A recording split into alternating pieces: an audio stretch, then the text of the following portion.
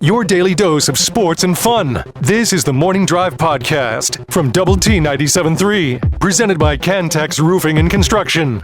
I'm Mike Hebert, owner of Cantex Roofing and Construction. Every day is game day, and we'll get it right when it comes to your roofing, construction, windows, and mirrors. Call Cantex Roofing and Construction today. Together, we are one serving you. Baseball tonight, Astros and the Giants from San Francisco at 8:15 on 100.7 The Score. Rangers and the Angels tonight from Anaheim at 8 o'clock.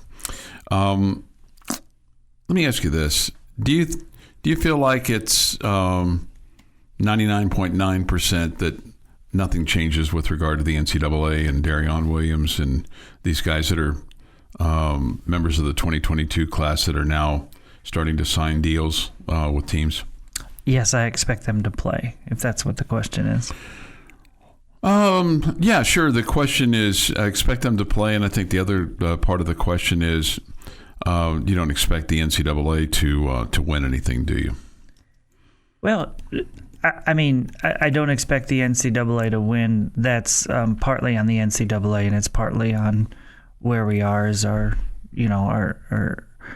system right now. Mm-hmm. I mean, we continue to see judges rule against the NCAA. Mm-hmm. And side with the quote unquote student athlete side. Right.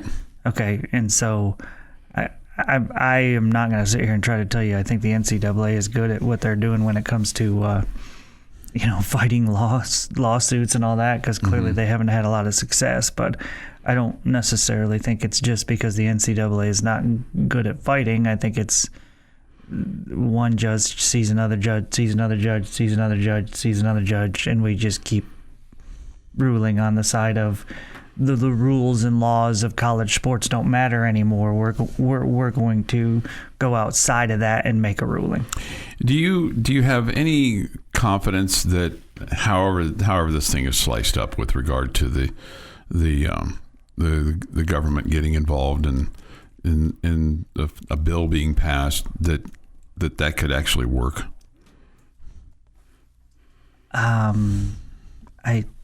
I'd have to dig into it a lot more than I really have interest in. No, I'm certainly with you on that. I mean, it is hard to understand. And Jeff put this in his Sports Center. The Protect College Sports Act did not get to a vote. It gets a spot on the calendar next month after the Senate comes back from their summer break, which is weird that they're taking their summer break in August. But hey, the whole thing is weird. I just all the conferences now have signed on,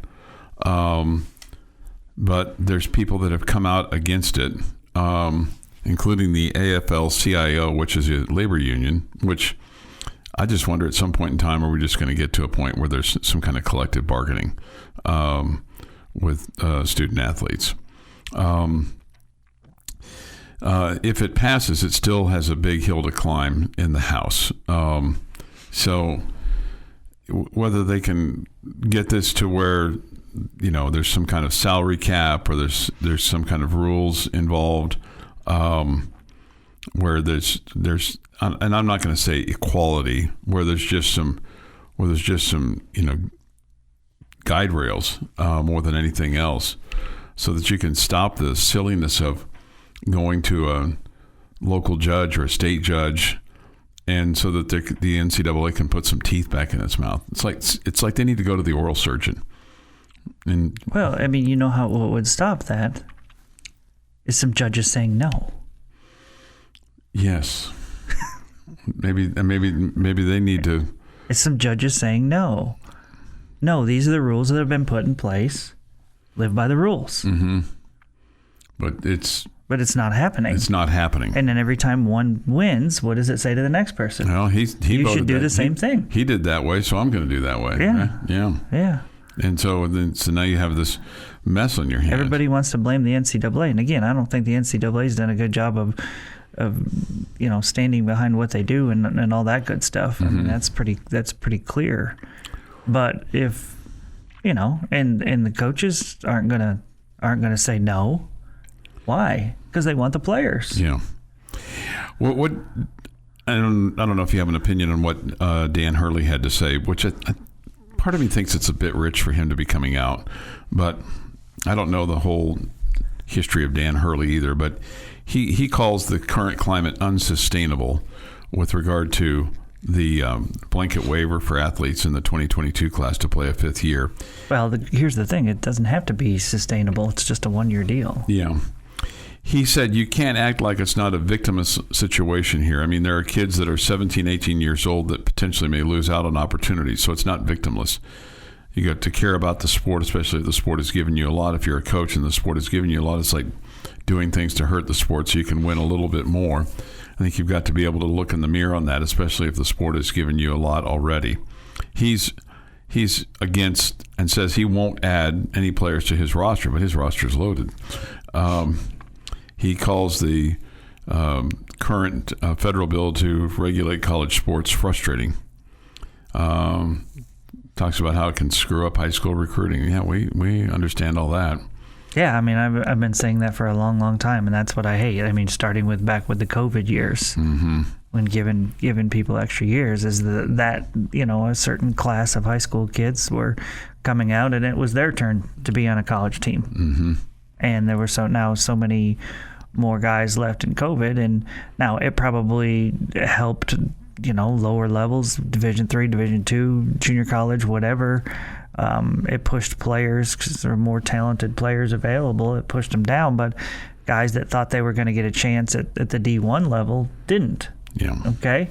And again, when other guys had their years, and again, the coaches are going to say, well, we want these guys to get their extra years because we want players that are ready to go right now. Yeah. We'd rather have a fourth-year guy or a fifth-year guy than a first-year guy. Okay.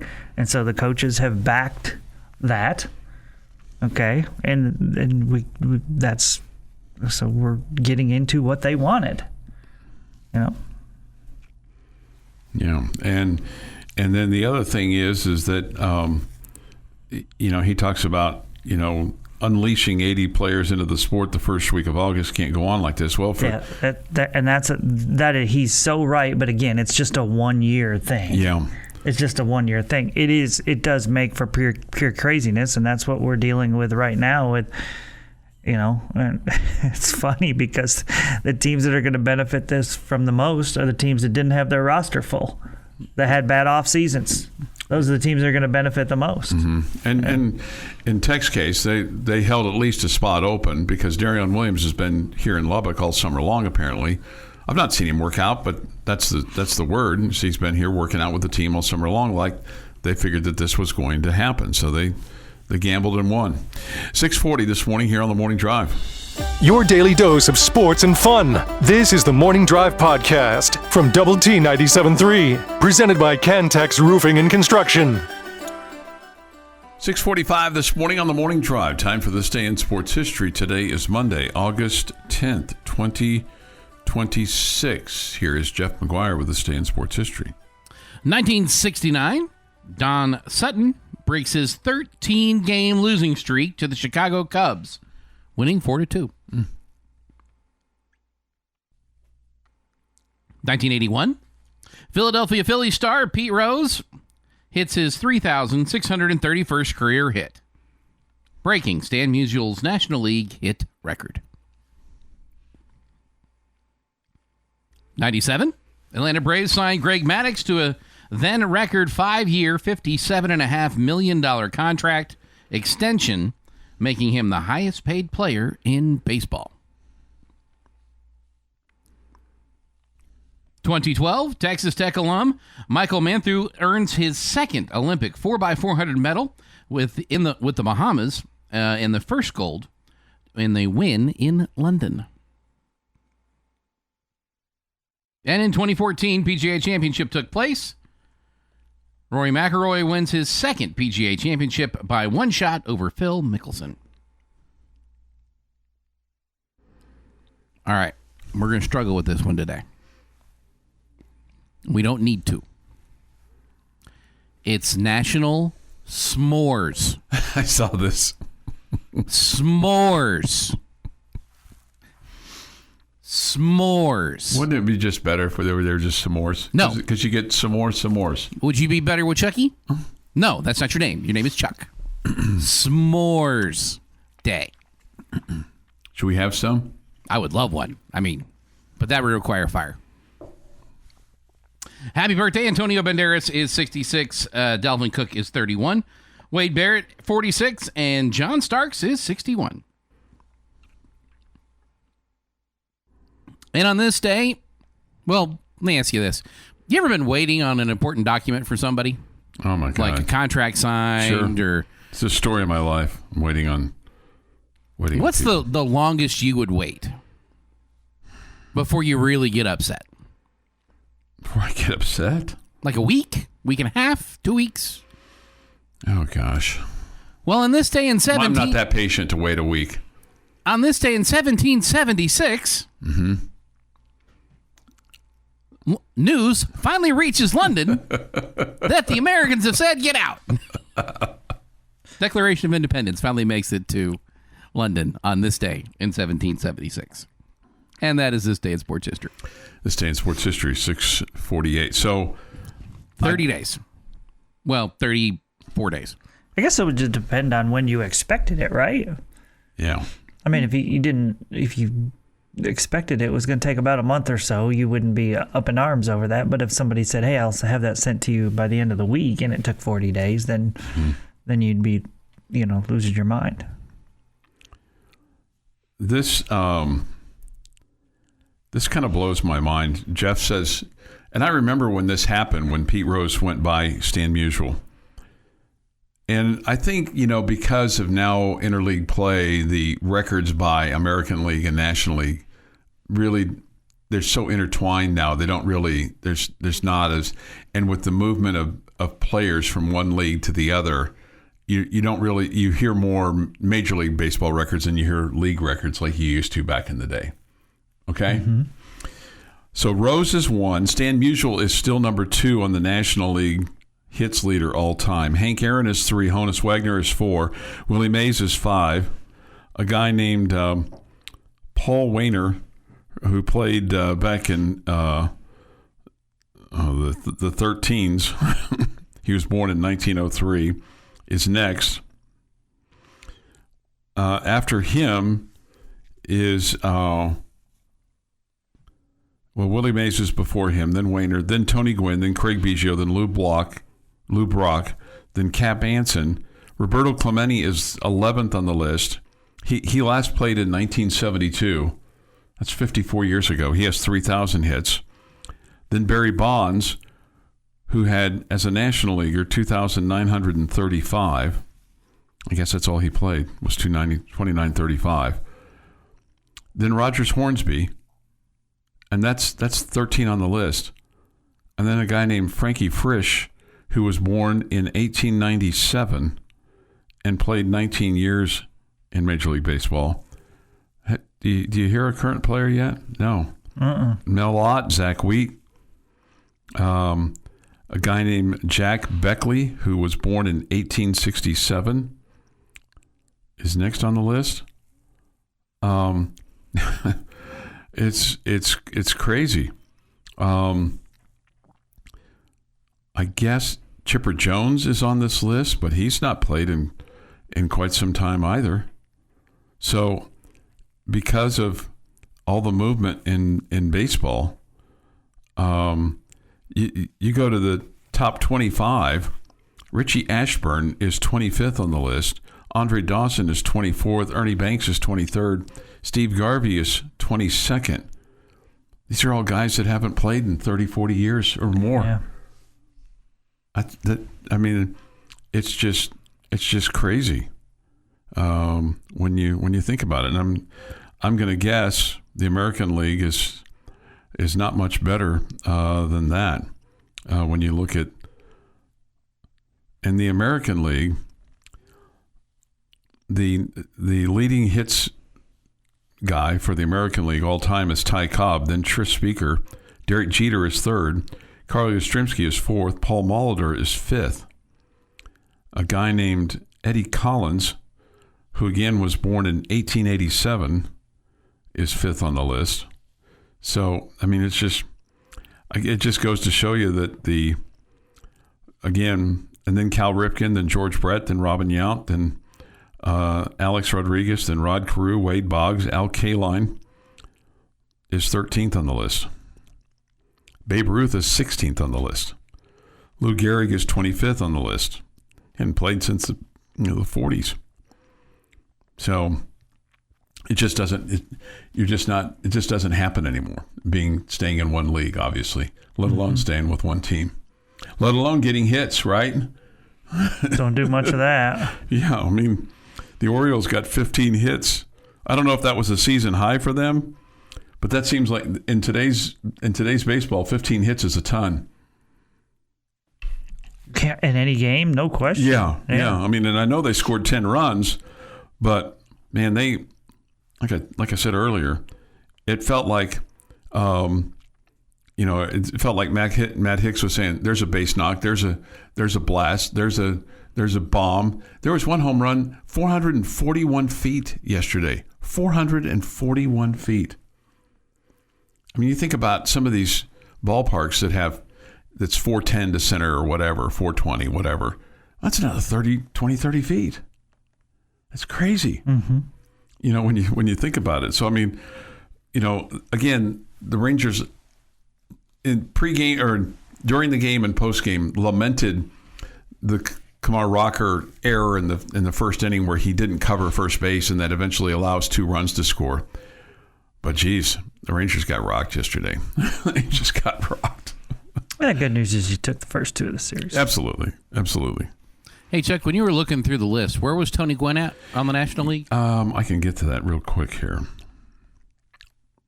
I mean, he's got over 3,000, so he would have been above Clemente. And all of his were in the National League. Tony Gwynn, 141. Tony Gwynn's 7th. 7th. He's behind the Wayner guy and ahead of Lou Brock, or ahead of Craig Biggio. So I might have skipped over Tony Gwynn, but Tony Gwynn's at 31-41, and then Biggio, then Brock, then Cap Anson, then Roberto Clemente, who had exactly 3,000. He hit his 3,000th hit on his last at bat of the 1972 season, and then was killed in the plane crash on New Year's Eve, 1972. 5:55 this morning here on the Morning Drive. 6:55 rather this morning on the Morning Drive. The Morning Drive podcast from Double T 97.3 is presented by Cantex Roofing and Construction. 7:15 this morning here on the Morning Drive. Good morning with Jamie Lent and Jeff McGuire. I'm Chuck Heinz. This from the Yates Flooring Center chat line off the Double T 97.3 mobile app presented by Happy State Bank. Alabama won't finish in the top 10, neither will Texas. Man, if Alabama doesn't finish in the top 10 and go to the college football playoff,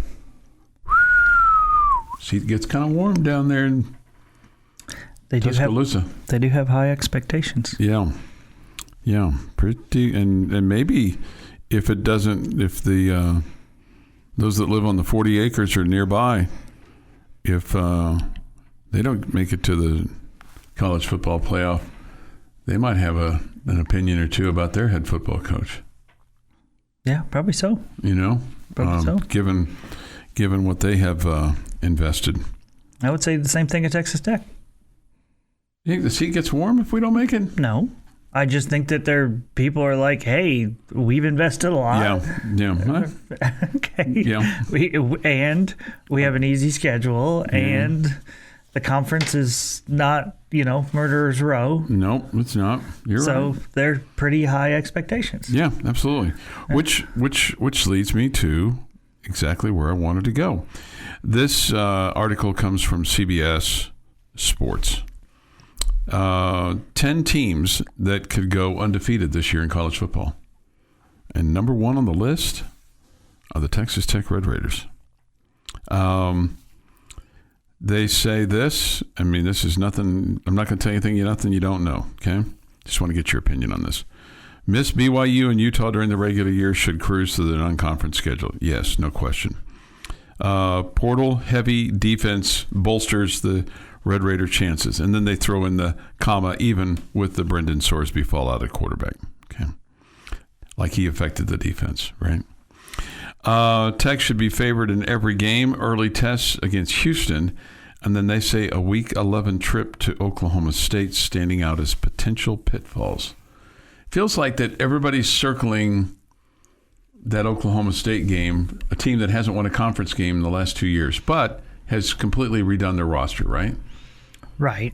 It'd be more difficult to turn things around in a hurry like that in the old days. But with the transfer portal, you've got an opportunity to do at least some of that. I think we've talked about how difficult it would be to do that depth-wise, and that's what you question, even though they've clearly brought in some really quality, offensive skill position guys. Do you have the kind of depth, throughout your defense and your offensive line and those kind of things?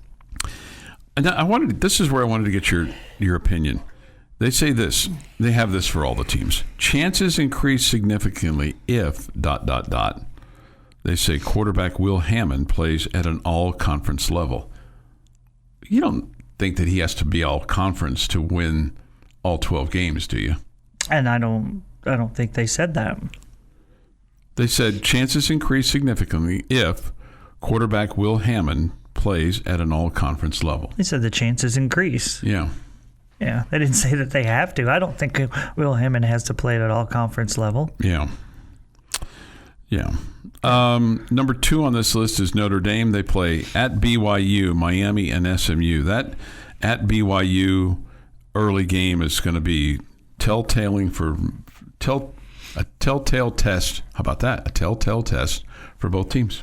Yeah, but no matter who loses, you still, depending on how good of a game it is or whatever, you still feel like they could be a really good team, right? Mm-hmm. Yeah. Mm-hmm. Yeah. It's not as if BYU loses that game 21-17 that year, it's not telling us a tale of, BYU's not very good. Right. It just means that maybe Notre Dame is legit.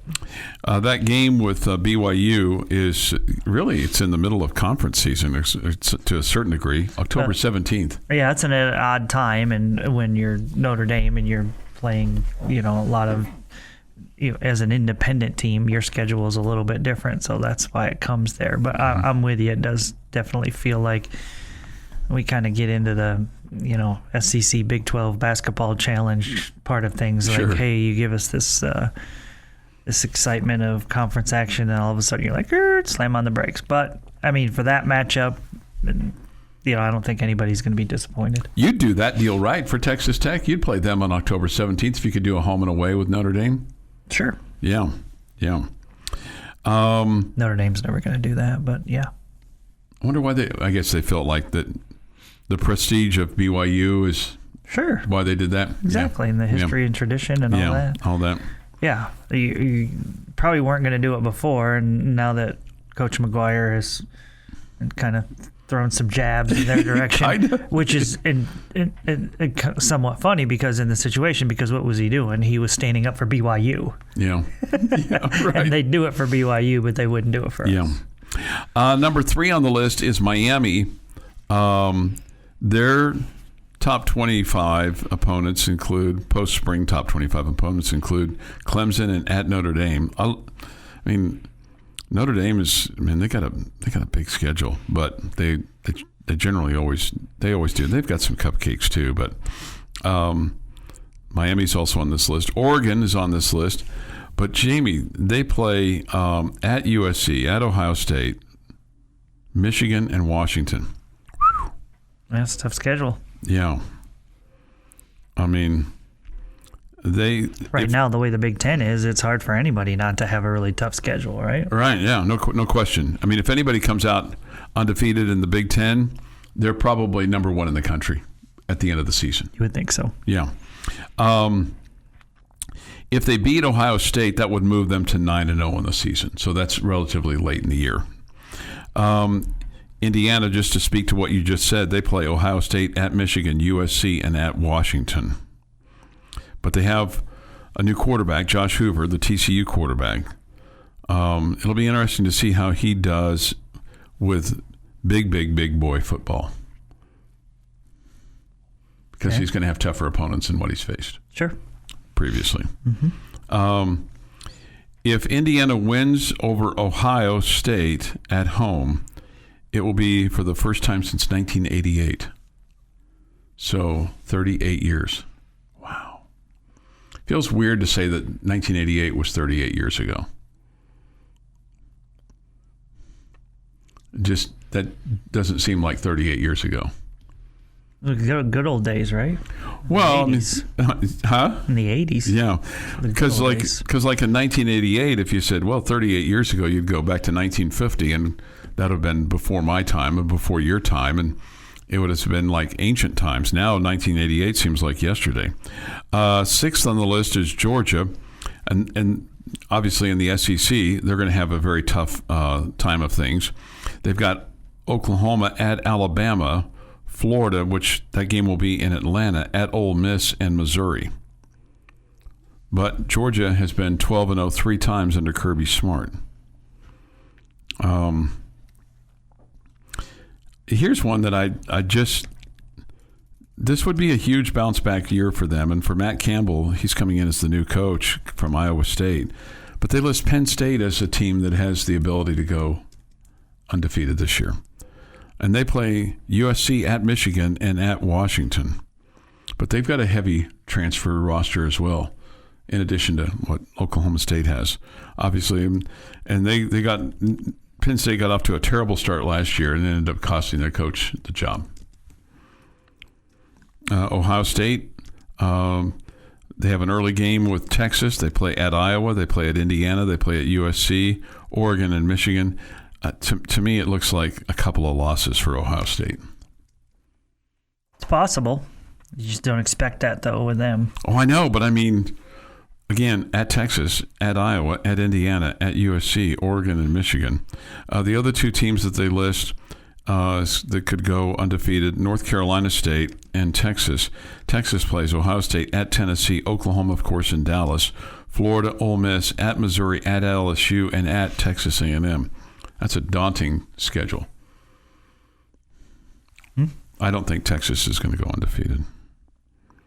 But they say chances increase significantly if the Longhorns exit September 4-0 with wins over Ohio State and Tennessee before the Red River rivalry against Oklahoma on October the 10th. All right, 7:25 this morning here on the Morning Drive. This is the Morning Drive podcast from Double T 97.3, presented by Cantex Roofing and Construction. Jamie's question of the day on Double T 97.3 is brought to you by Connecticut of West Texas. All right, pretty simple question for you today. Could be taken a lot of different ways. My question is, who in the Big 12 Conference, which team, besides the Red Raiders, are you the most intrigued by this year? Like, which one are you anxious to see? Like, what's going to happen with them? Me personally, I see this as like, I can't figure that team out. I'm not sure what's going to happen. Yeah. Kind of a deal, but it may be different for you. You can, your decision, how you answer it can be for any different reason. But what team are you really intrigued to see what's going to happen with them this year? Man, there's lots of candidates for this. Obviously, I have a new coach at Kansas State. It's kind of a back to the future, it feels like, with Colin Klein, who probably could be a younger clone of Bill Snyder. You got Iowa State, and, I mean, Jimmy Rogers. I mean, I don't think any of us ever heard of Jimmy Rogers other than the old Celtic coach. Houston, can they step and repeat? So I've listed off a lot of people here.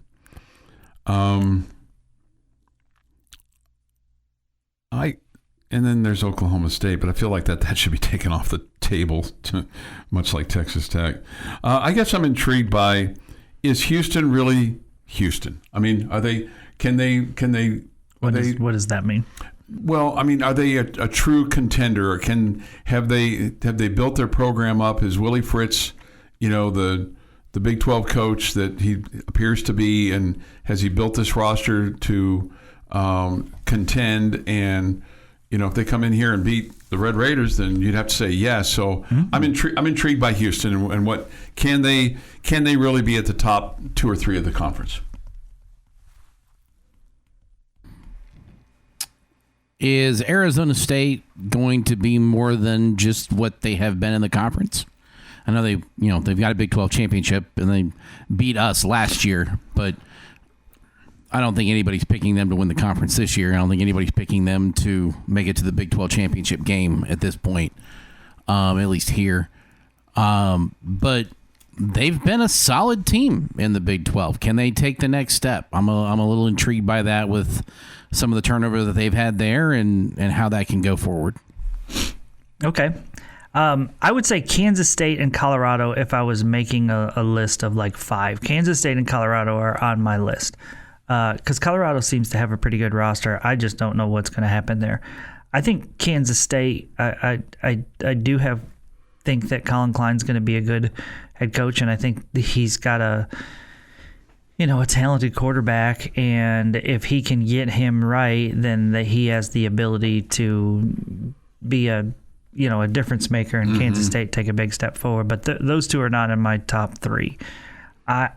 And I think part of this is because of their rivals with the Red Raiders.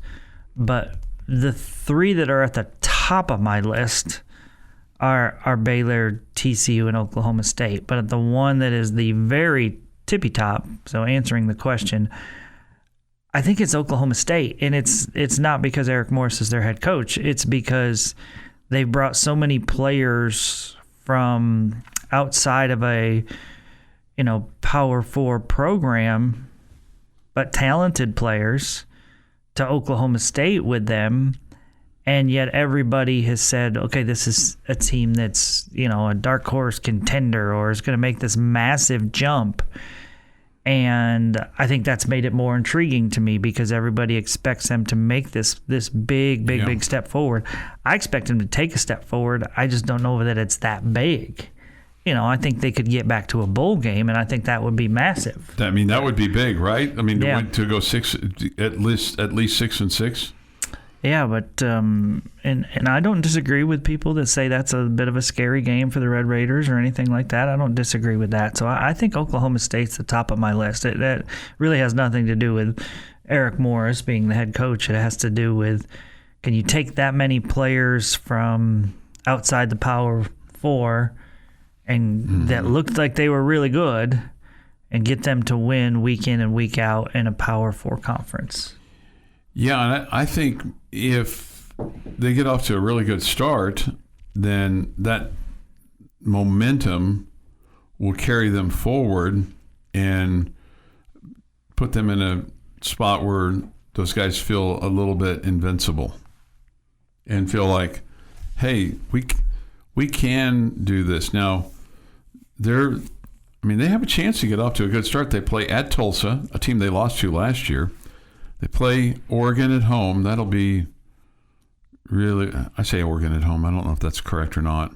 I believe it is. Okay. And I that's where I say how they're going to get off to a really good start when they've got Oregon in the second game of the season. Because they play Murray State the next week. So, and then they play at West Virginia. They play UCF. So my point is they could go 4-1 to start the season, and that would be a really good start. All right, fair enough. And then they play at Houston, then they play Colorado, and then they play at Iowa State. So, look, aside from Houston and Oregon, it would appear that and the Colorado game is at home.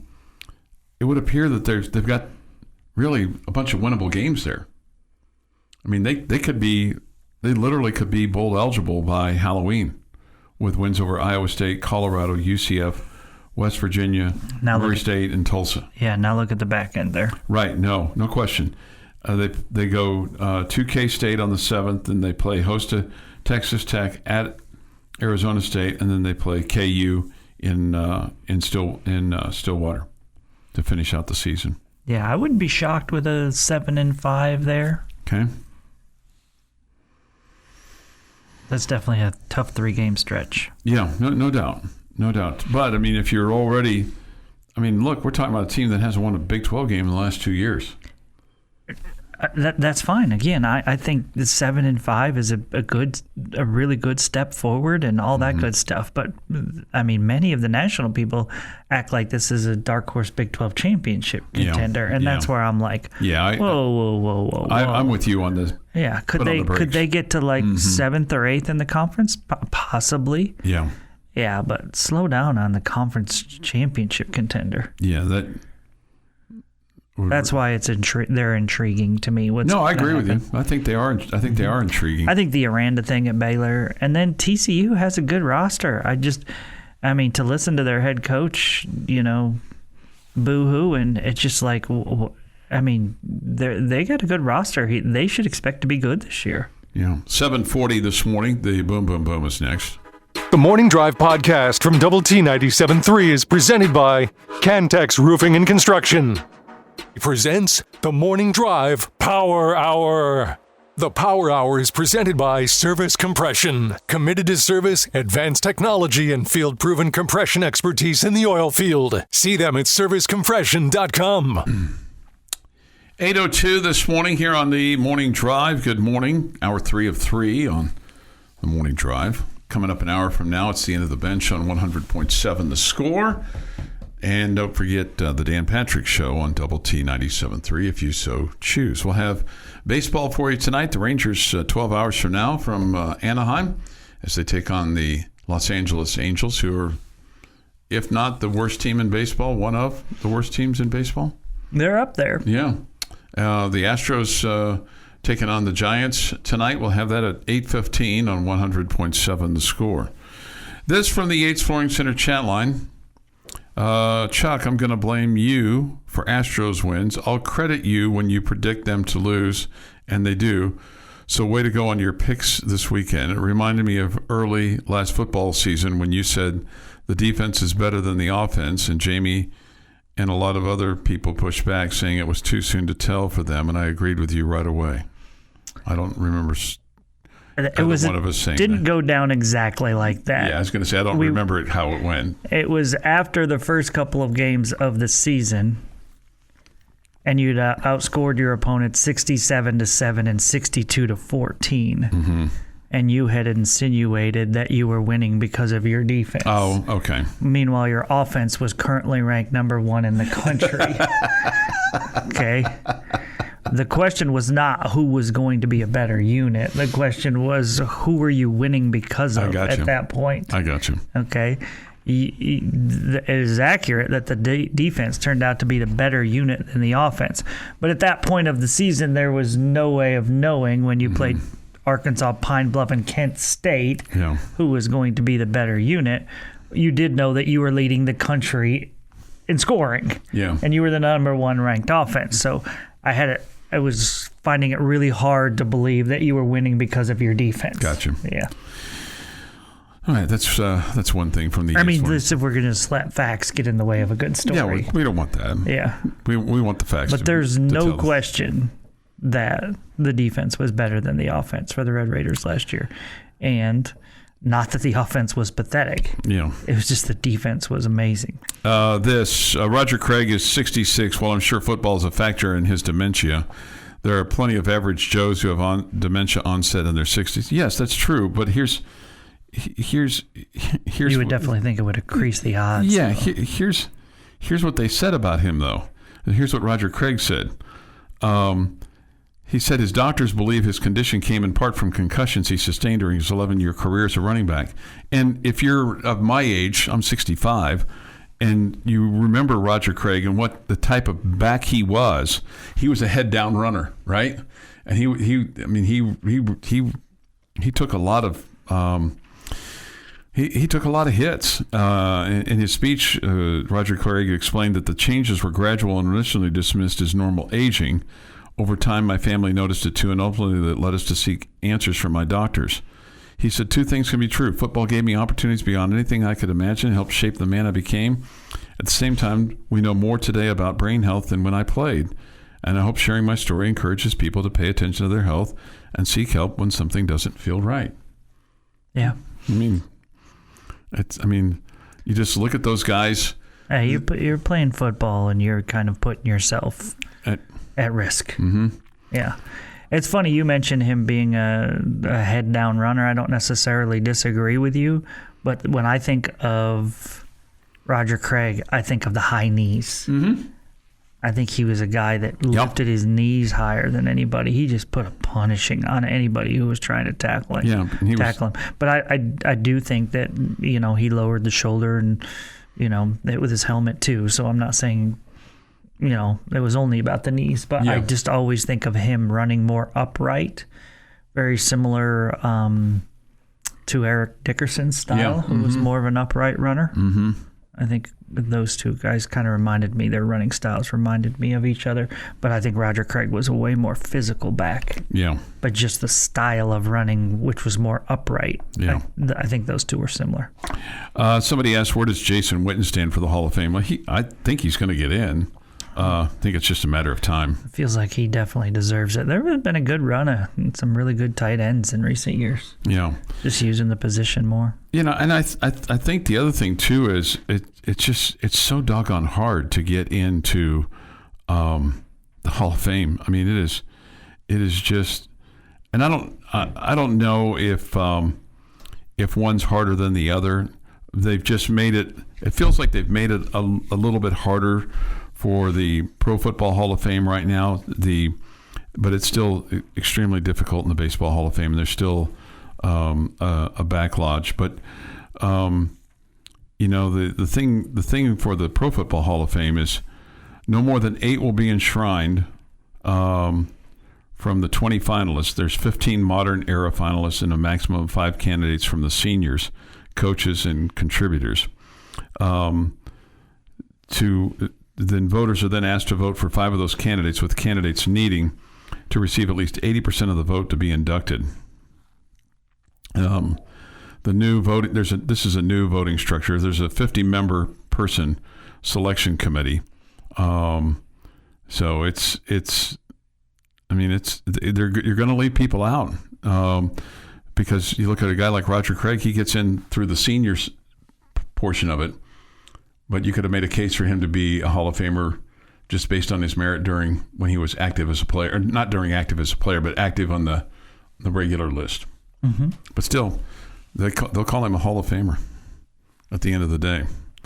But I do think Jason Witten gets in pretty quick. Is he going to be in the class of 27? Well, that becomes the problem because of the guys that are coming up. Like Gronkowski and Adrian Peterson and Roethlisberger and others. A guy that seems to be slipping right now is Eli Manning. Is he a Hall of Famer?